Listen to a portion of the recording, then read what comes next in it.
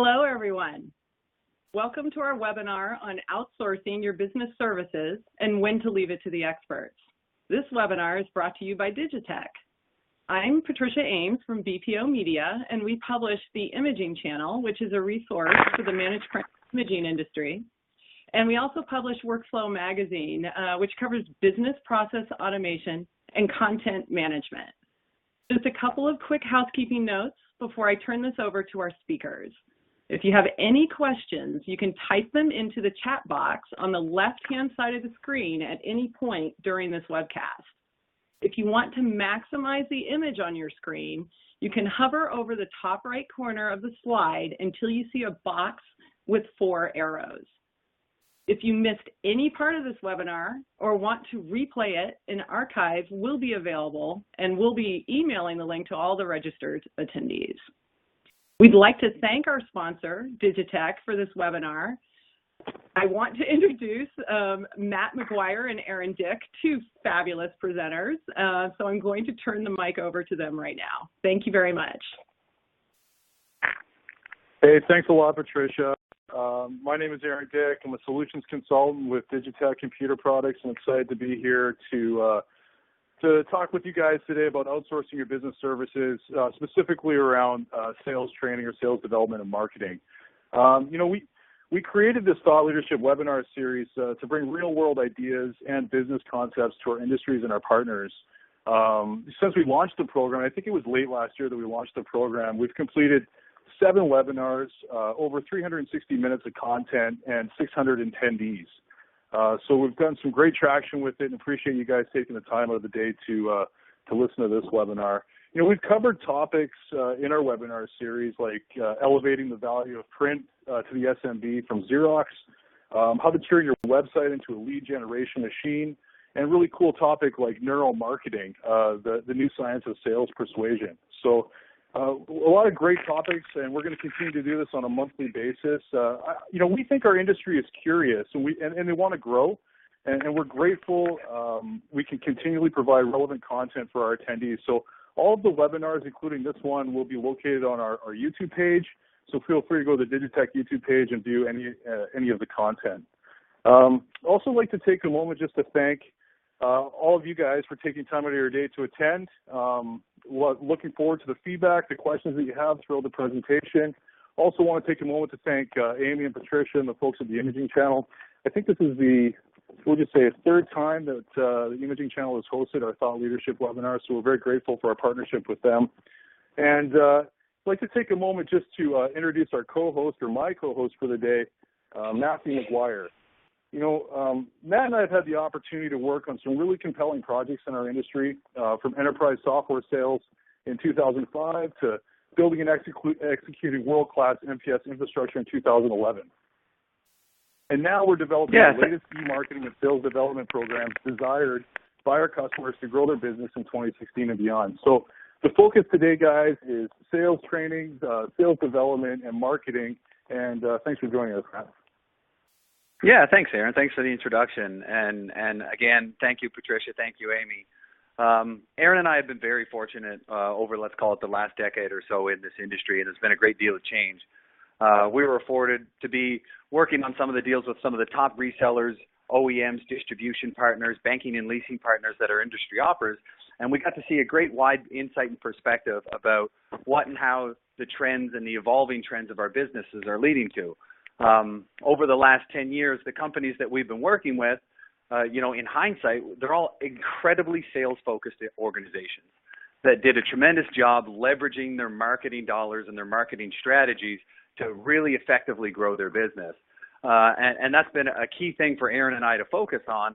And what this presentation is going to look at today is some of the strategies and infrastructures and trends and habits of when outsourcing comes in and what infrastructures, capabilities, and opportunities the typical small business encounters and on how to grow your business as quickly as possible. Yeah, I mean, we wanted to take you guys through a little bit of a path and at the end give you something as a takeaway for attending today's webinar. So number 4 that you see on the screen for the agenda, book an appointment for a web analysis. As we talk about marketing, think about your business, think about your website. We're going to be providing you guys some insight into into a web analysis on where you guys stand today and where you can go with your business from an online perspective. Yeah, that's perfect, and that's a great point. When you look at the agenda and what we're really going to try and cover off there's a path to it. We're going to bring on some speed up to where Digitek is, what this company does, and it kind of leads into point number 2 of the evolution of the SMB dealership. Our company follows the path exactly like your own. We're swimming in deeper waters against our competition. Companies in new markets are now competing against us as well, just like your own. Product portfolios have expanded. Our businesses have evolved quite well. And then what this does, what opportunities are there? So when you look at outsourcing, and by definition, outsourcing it's a business practice used to reduce costs while bringing in high-level talent and services and transferring this work to outside professionals. So when we look at what this means for your business and taking you through the agenda, this is where we go from here. Oh, sorry, Patricia, it looks like I just lost computer screen contact here for a second. Okay, well, I think you guys can see the screen. Digitek is a national distribution company. So if you don't know who Digitek is, that's who we are. We're a distributor of hardware and products. We have a national footprint around the United States, delivering most products within 2 days. And that's really the nuts and bolts of our business. We're a Tier 1 Xerox company. We're a Tier 1 Lexmark company. We're proud of our partners, and we're proud of bringing the best quality products and services to our customers as best we can. Okay, but the one thing that we're really focused on, yeah, thanks. One thing we're really focused on is trying to create a compelling story for our customers. So when you look at Digitek, you think, well, who's Digitek compete with? We compete with the Tech Data, the Synex, the really big companies in the industry today. And we need to figure out a way to bring more to our customers than just a great product at a great price. And so the focus for Digitek has been on delivering additional value and services to help our customers grow. Yeah, that's perfect. And when you look at your small business and kind of related to ours, we are competing against giants just like yourselves. We're competing against new markets and higher competition.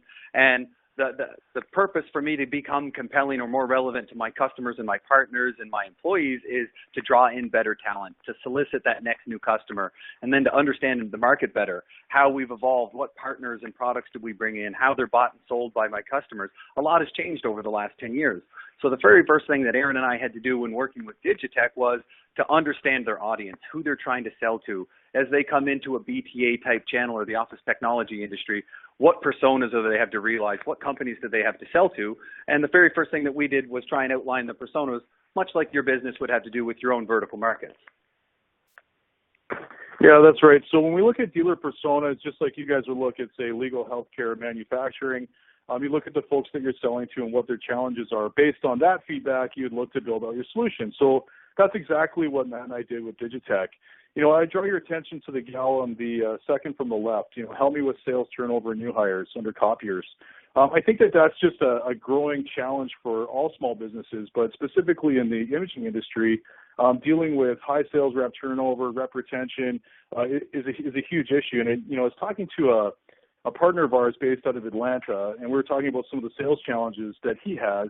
And one of the things that came up was sales rep retention and turnover. He's like, Aaron, here's the deal. I go out, I hire these people, I train them, I think I'm doing a good job. They stay with me for 3 to 6 to 8 months, and then they leave. And it costs me a minimum of $20,000. And so it's great that you're talking to me about different services like managed IT, MPS, or document workflow, but I'm having a hard time finding the people that can go out and sell it. And I think that's something that a lot of our customers and a lot of you folks on the call today are running into as a challenge.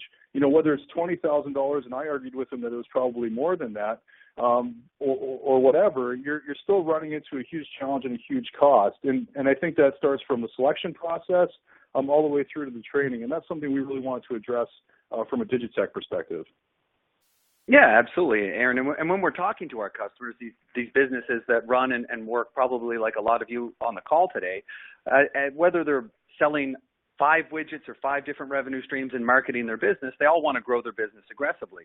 When you look at the gentleman fourth from the left about marketing, saying how does he get more leads from his website, I've been in dozens of conversations with C-level presidents and owners of businesses looking at what to get from their website, what options are there. And one of the funny things that came up in a conversation one time was he asked if I had a job description for a website, which we do. And I turned the question back to him, and it turned out to be more of a customer service portal. He had an online e-commerce shopping site, and it was really all his customers had their own customer contact information. And this was just what he thought the industry had created for us. And he asked what some of the trending was and whether or not it was, making it a 24/7 lead machine. Does it lead capture as well? Is it connected to HubSpot? So just creating a job definition for a website, much like you would for a VP sales or a VP service or an office administrator, you know exactly what rules and responsibilities those resources and talents and assets have for your business. But defining a website and the possibilities that it could bring into your business from a net new customer or a storytelling ability was something that he had yet to properly define, and we're working on with them to help them with that. So let's call it. Sorry, go ahead, Matt. Yeah, it was exactly the same thing. Some of the personas, what they really helped us to do was identify the opportunities that the small business has, some of the challenges or obstacles or growth obstacles that they have in front of them, and whether they were a managed IT company or a managed print services or a hardware company, there was a common set of challenges and opportunities that were presented to the small business infrastructure. So one of the things that we decided to do and what we were looking at was, if these are the challenges that are in front of them and Digitek is evolving to communicate and connect with its clients into a new market, how could I support and add value around, how could I build a compelling story around this is what my clients are trying to do every day. And this is what they're coming into, whether it be sales turnover, collateral lead generation, connecting with this new online buyer, understanding what that looks like. Where was Digitek going to evolve and build our compelling story around? I think these challenges are common dealer challenges, but common challenges of your customers as well. And so our platform and what we want to help our customers do is really address these. And there's really two choices, right? So one is you can address these challenges internally, and I think we're doing that on a day-to-day basis.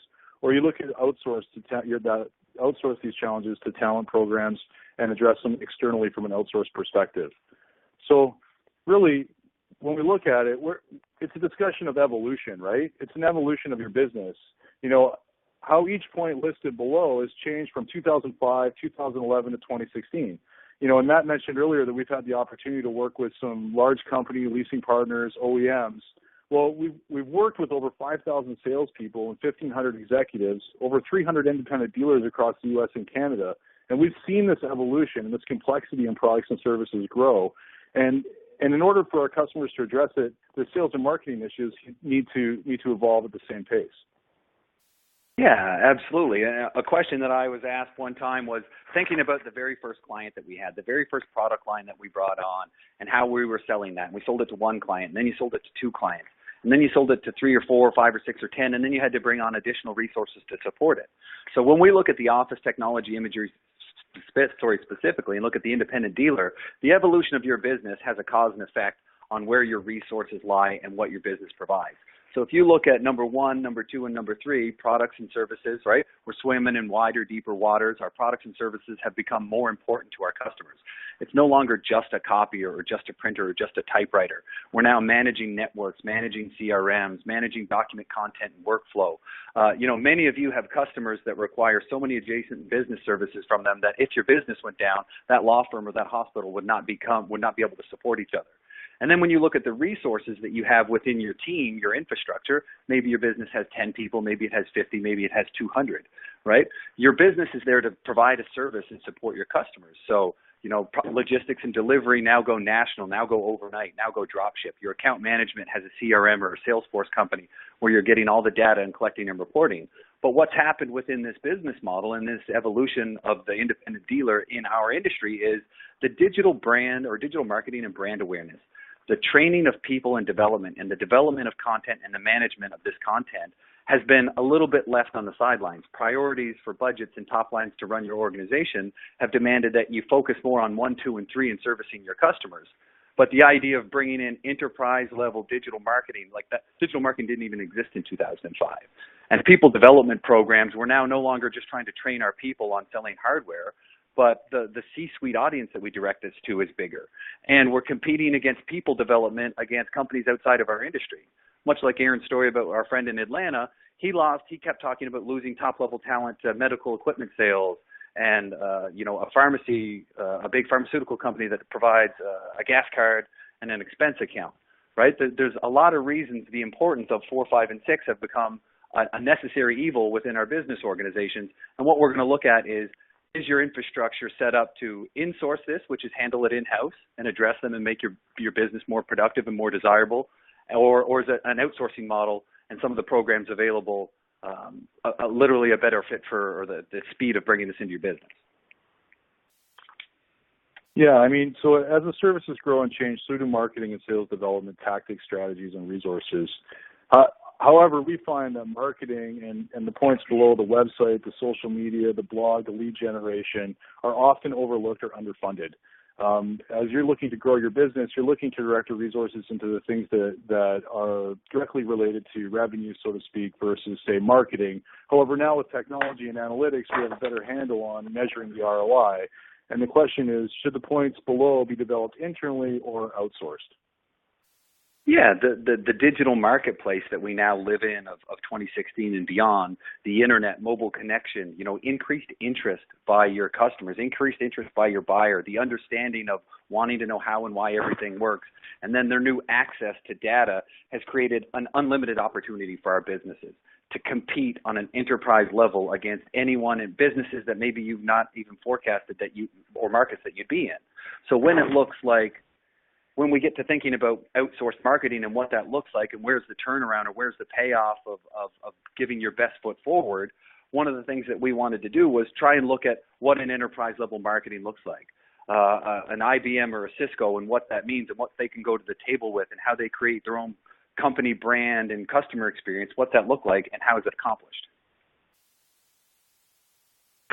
I mean, here's a snapshot of what an enterprise level. Perfect.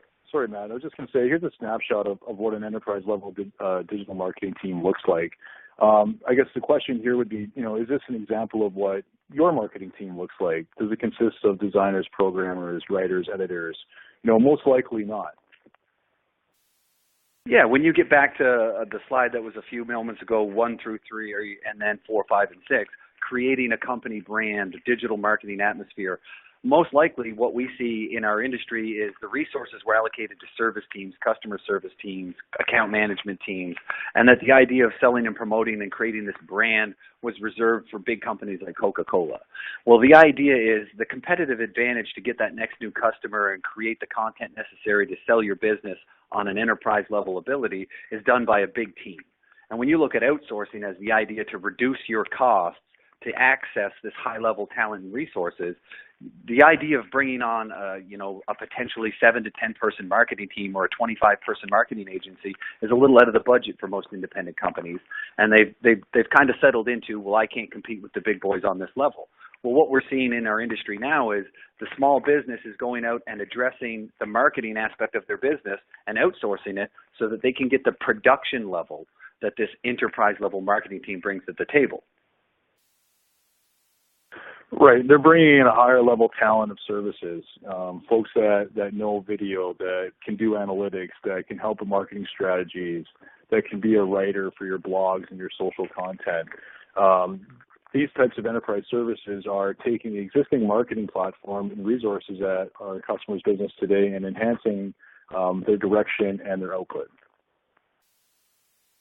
Yeah, and when you look at what marketing really is, like I grew up in the knocking on doors hustle of sales, I didn't really believe that marketing was helping me out. And the more and more I look at it, it's absolutely fantastic. Marketing is simply just pre-sales. It's engagement and communication with your customer. So when we look at what that really means and what it means to a lot of our organizations is it helps out the funnel. It's the top of funnel. How do we create more top of funnel sales opportunities for our business? And that's what marketing comes in. So the idea that it used to be they come in at the top, we contact them, we call them, we prospect them, we bring them to the sales funnel, we lose some, we close some, and that's it. That was assuming that the buyer just came in at the top of the funnel. Right? The new arena that we're in, the new opportunity of an engaged buyer and an engaged understanding and more access to information is people are coming in and out of the buying cycle at multiple times. And they're sourcing information about your business multiple ways through multimedia platforms.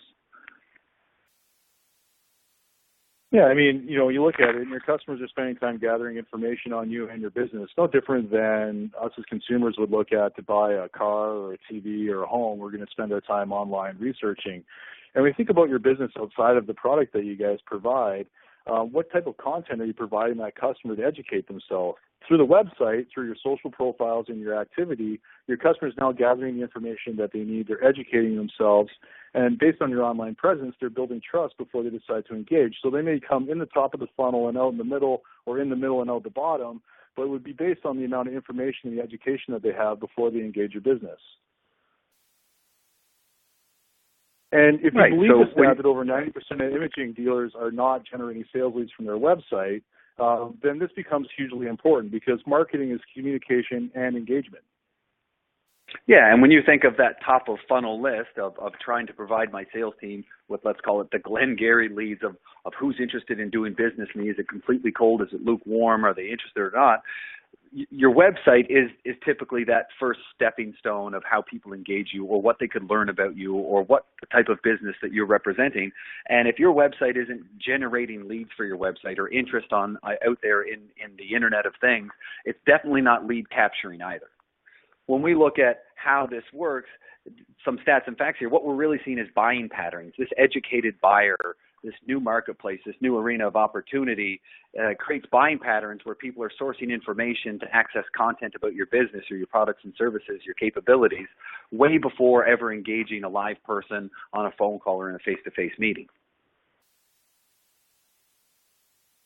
Yeah, I mean, listen, 70% of consumers perform online searches before buying products, but what they're looking for is content. You've heard the saying, cash is king. Well, in this world, content is king.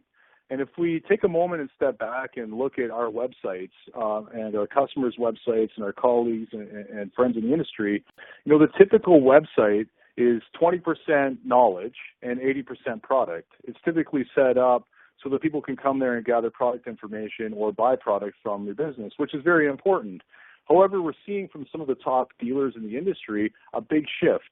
They're shifting from 80% product to 80% knowledge. They want to provide more knowledge, more content in the right context to their customers. Just like what we've done with companies like Digitek, we focused on the development of the content in the right context. Who are the vertical markets that we're selling to, and what are the challenges that we're helping them overcome? Yeah, exactly. And pushing product, I've got trapped in this conversation before where we were talking about content and why it's important to push it out this way. Pushing product is what pays the bills, right? People need to buy the widgets that we sell and offer them. But how they're accessing what my business does, what's my business's identity, what brand do I represent is through the content that we allow to create. Now, when this relates back to outsourcing versus insourcing is who is generating this content? How does it work? What's the frequency that it goes out? When you see the icons of the social platforms that are up in the top right corner of this slide, somebody has to do that. When you look at your infrastructure today and your head count of your employees and the skill sets that they bring to the table, is insourcing another project and adding another hat to Stephanie or Jonathan's job about what they do from a core aspect of your business, is that the best way to get out that production level content, that enterprise level ability to touch your marketplace on all the necessary platforms? And when it gets into the content and how to generate it and what the best strategies are, there's a really neat slide that Aaron has coming up next from a very, very smart person that kind of relates an example of how this is done. Yeah, I mean, the goal here is to share the top ways dealers are engaging their customers and driving new leads for their teams.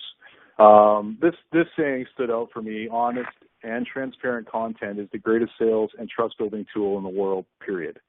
And that was coined by a gentleman named Marcus Sheridan from the Sales Line. And actually, Marcus was one of our thought leaders a few months ago. And if you don't know Marcus's story, him and some pals bought a fiberglass pool company that was bankrupt fresh out of college.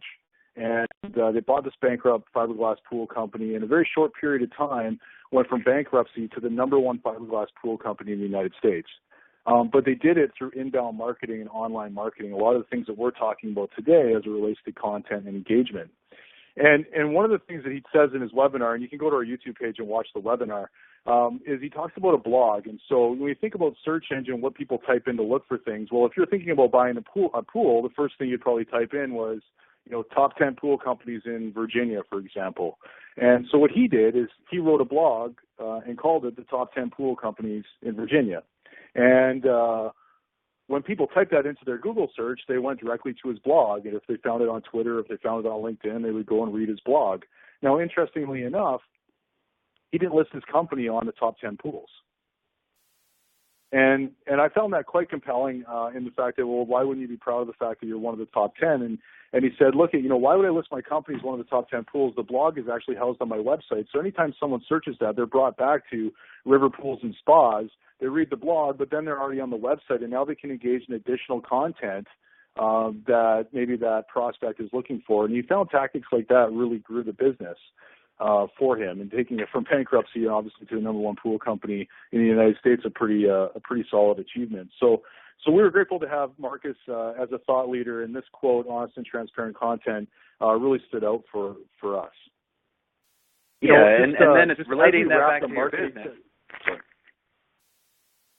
Yep, you're good, Aaron. I was going to say, just as we wrap the marketing section, we recognize that there's a huge opportunity for the independent dealer business to capitalize on digital marketing, and to look at outsourcing the service to a subject matter expert or a team to really give them enterprise level content. And clearly, in the pool example, it proved to be very, very successful for Marcus. Go ahead, Matt. Yeah, absolutely. And what we're seeing is, as a business, I just want the results. Business owners just want the results. They want to be able to compete and feel like they can compete, and nobody has an advantage over them over what they're doing.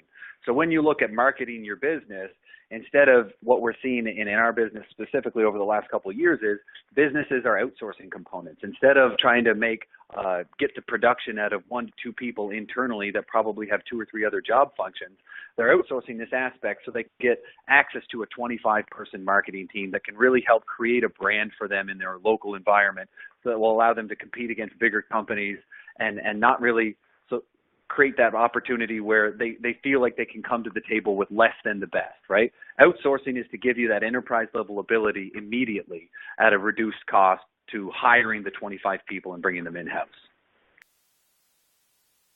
So I guess if driving leads through a marketing perspective is one aspect, and the other aspect is about people development and sales development. When we think sales development, we think sales training. Yeah, absolutely. When we looked at, again, those points 1 through 6 that were on the right side of that screen about where does excellence begin and the 5 W's that were around them, when number 5 was people development and people training. When you look at the products and services in your business and the evolution of it, was there really a need for sales training, 10 years ago, 5 years ago? As your product portfolio has expanded into workflow and managed IT and managed MPS, and, some people in our industries right now even sell the ERP system exclusively to their customer bases, it has become more complicated. Your business has become more important. So what does that infrastructure look like when you look at who helps you educate and train your people? And what are the benefits of a learning system platform or a learning culture for your business? And then you got to look at literally just the priorities and the budgetary restraints of running a business. What headcount do we have and the skill set that we offer to do this in-house so that it can allow me to focus on my core business? An interesting statistic that stood out for me at a recent conference I was at is the number one challenge for imaging dealers is recruiting, hiring, and retention from Frank Canada and the Canada Report. And I think that that's true throughout our industry and small business in general.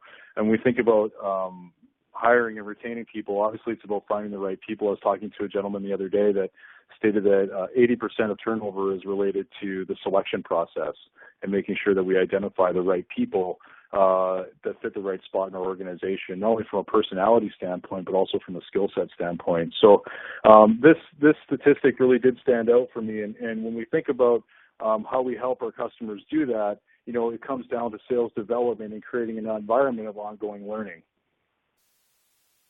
Yeah, and I was at a conference 3 or 4 years ago, and one of our industry leaders started off his talk about what business are you? If you were to define your business as a service company or a sales company, right?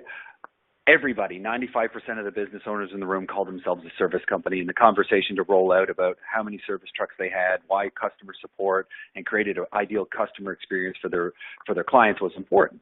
So I've taken this question. I've really taken it to heart when I speak to these organizations one-on-one around the country when I go. And I had a specific conversations once with the CEO, and I asked him, "Are you a sales company or are you a service company?" We were there specifically talking about sales and marketing, and he said, "Listen, Matt, if I've got a customer sitting in front of me, and we've just taken them through a walk of our facilities and shown them all the customer support people and all the TV screens and the monitoring systems and the software solutions that we've invested to create a perfect environment for him, I'm going to look that customer right in the face. I'm going to say, there isn't a person hired at my company that isn't to provide a service and take care of our customers." And he said, "Now, when that customer leaves and I shut the door, I'm going to look at all my employees and I'm going to tell them that we're a sales organization, and all that matters is the next customer and the next sale." And I died laughing, because that's typically the philosophy that our industry has had.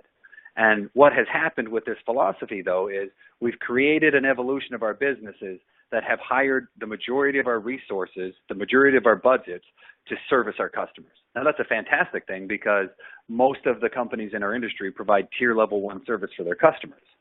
But there's a neat saying of, I don't want to get it wrong, Aaron. What is it? The sell it, see it one? Well, yeah. I mean, I think if you can't say it, you can't see it, right? So as we see more and more consolidation in our industry and cost compressions, net new sales become the number one initiative for our business. So, like I said, if you can't say it, then you can't see it, and sales becomes critically important to the success of ongoing growth. Yeah. So when you look at your existing infrastructure, Well, I was just going to say, when you look at your existing core competency, that's the question.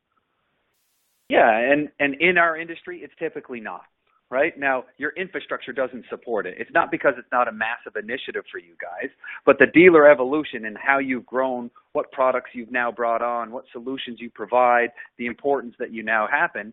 When you deal with a company, how do they standardize on what product or service did they lead with on a net new opportunity? When you look at an existing sales strategy for your company on how to farm these adjacent products into your existing customer base of a few hundred, or some of our companies have a few thousand customers, or what's their net new strategy on engagement or marketing for a net new customer, is that company and the resources that you have, the sales leaders, the sales team, are you set up to train each other, to ongoingly brainstorm and share best practices and put a whole new coaching initiative and system in place?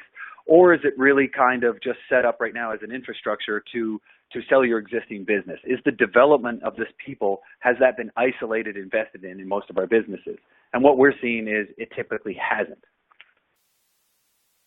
Yeah, I mean, the typical answer is no, because it's hard. The typical sales training is it's unstructured. And it requires high value resources. And what I mean by that is typically you're going to pair up your best sales rep with the new hire, and you're going to dedicate executive level time in order to spend time educating that sales rep. And a lot of time that's spent on product training and very vendor focused. But the other thing that it misses is inspection. The testing, reporting, how is it going? The measurement of success really is, what do the sales look like? And a lot of times now we're seeing organizations step back and measuring, sort of how effective they're doing along that path, and where we need to focus the resources. And I think lastly, the other thing to consider when you look at the typical sales training process is it's expensive. Yeah, absolutely. What you see here is our companies do want to invest. Nobody's saying that we haven't invested or we don't want. In our industry specifically, there's a strong push for how to invest and what models are there. So what we're asking and what we're seeing with the way that the market is shifting, the partner programs that are available, is this the best way, right? The tuition of sending someone to a one-day event or an off-site event, the travel that it costs to send them there, the hotels, the meals, the time away from doing his job and making the calls and managing his territory. This is the predominant model that's been in our industry for the last few decades. But based on what the new customer wants, what the new employee wants, it has to change, because there's a better model and there's a better offering. We're not just competing for talent within our own industry. We're competing against massive companies that offer career development and success opportunities for any employee that could potentially work for them. Yeah, it's kind of like that typical telephone game, right? You know, you send a couple employees off to a training, they pick up the binder, they have all the PowerPoint slides, they've made the notes, and then they come back and educate the rest of the team. Unfortunately, in translation from the event to the meeting with your team, a lot of the content is lost.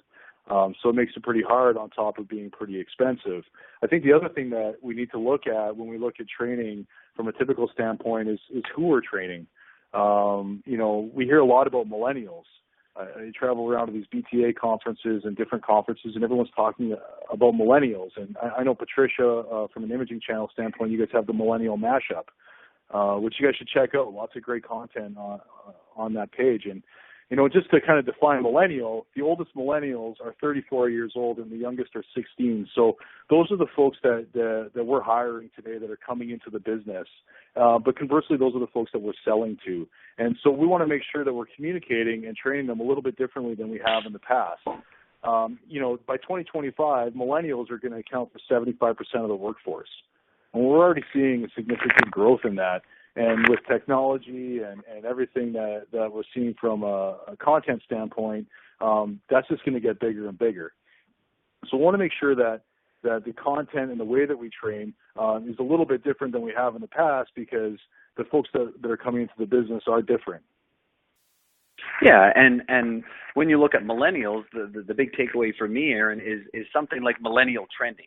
And that's happened in generations and generation gaps before, where we take the new ideas and concepts that this new thought philosophy has and we adopt it. And what millennial trending does for us is it kind of created an on-demand aspect. It kind of created an everyone gets trained aspect, right? But when you look at it from a CEO perspective, the idea of building a training model for his company that takes people outside business hours so that he really gets his production from a 9 to 5.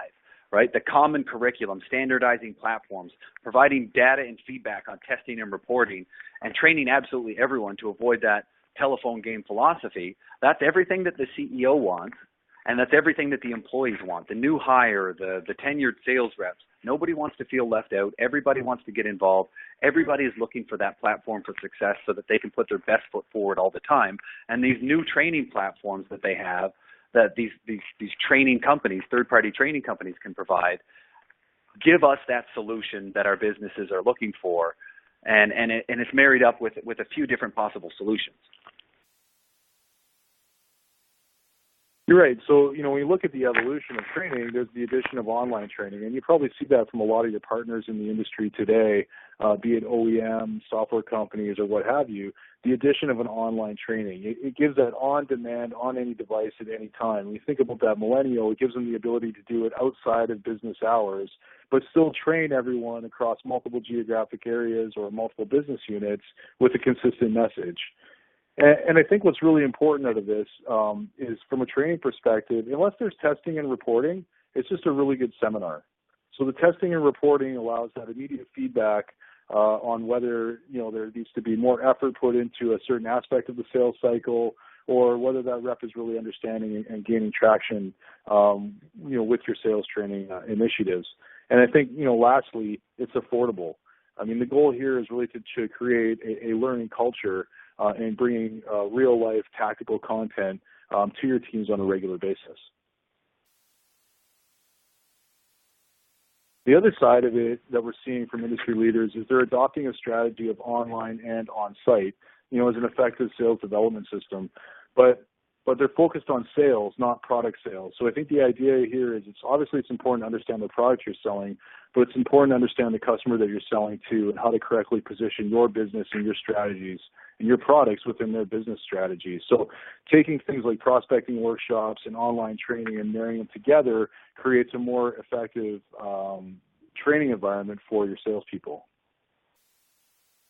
Yeah, and when you look at this new training model and what it can look like for your business and the benefits of employee culture, learning the system, drawing in and acquiring net new talent, or even to the bottom line of, I want my employees to have the best chance possible to be successful to help me grow my business, what does this training system, people development platform look like?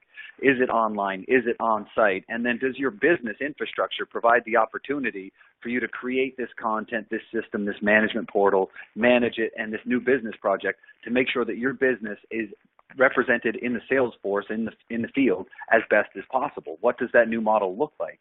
And does it make sense for you to look at a partnership that could come in and provide this for you? You know, what we're hearing from our customers is this model becomes the desired state for sales development systems. You know, it addresses new hires, it addresses tenured sales reps, and it keeps the constant learning process in front of your sales reps as you go. A mix of online learning and on-site sales training together becomes hugely effective. You know, in closing, the goal here is you know, talk about marketing and generating sales leads from your website, how to use social, how to tie everything together, but then train your sales reps to go out and deliver that value proposition in the field. And the goal here is creating and maximizing your marketing and sales development strategies to gain net new customers and build your brand in your marketplace. Yeah, and just to add on that, when you look at the evolution of your business over, you know, the last few decades and how you've structured your employees to take care of your customers, an important aspect of your business being relevant 10, 20, 30 years in the future is taking care of your existing customers, but also looking at acquiring and growing your business.